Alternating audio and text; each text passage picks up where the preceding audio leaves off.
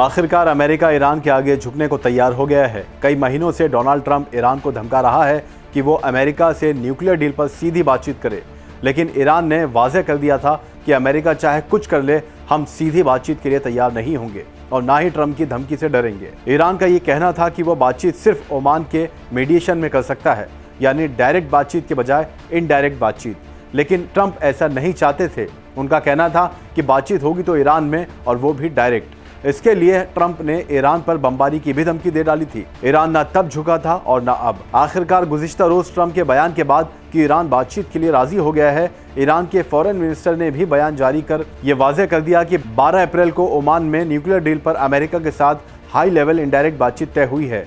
दोनों देशों के हुक्काम शनिचर 12 अप्रैल को ओमान में बातचीत के लिए मिलेंगे। ईरानी फॉरेन मिनिस्टर अरागची ने एक्स पर एक पोस्ट में कहा कि ईरान और अमेरिका शनिचर को ओमान में इनडायरेक्ट हाई लेवल बातचीत के लिए मिलेंगे।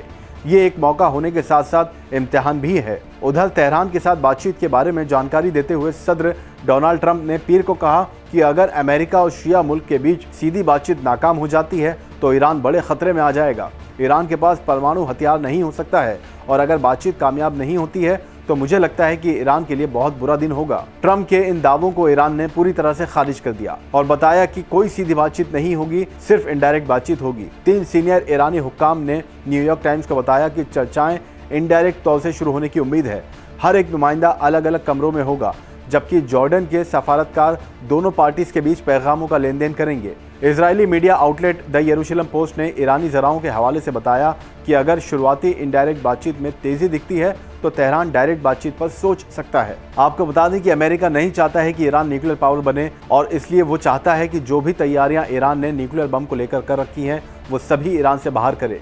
अमेरिका को डर है कि कहीं मिडल ईस्ट में ईरान के पास न्यूक्लियर ताकत आ जाती है और पूरा अरब एक हो जाता है तो अमेरिका के लिए बड़ा खतरा हो सकता है। दूसरी तरफ ईरान ने अपने जवाब में अमेरिका को ये कहा था कि वैसे तो उसने न्यूक्लियर बम नहीं बनाया है, लेकिन अगर इसको बनाना चाहे तो अमेरिका क्या, दुनिया की कोई भी ताकत उसे नहीं रोक सकती है। एक्सपर्ट्स का ये मानना है कि अगर ईरान अमेरिका की बात नहीं मानेगा तो वो ईरान पर हमला कर सकता है, लेकिन ईरान ने भी पूरी तरह अपनी तैयारियां कर रखी हैं और अपनी सेना को पूरे अलर्ट पर रखा है। लेकिन हाल ही में इस खबर से ये साफ होता है कि कहीं ना कहीं अमेरिका ईरान के आगे झुकता नजर आ रहा है और उसकी अकड़ कम होती दिखाई दे रही है। यही वजह है कि वो ईरान से इनडायरेक्ट बातचीत के लिए ओमान में राजी हो गया है।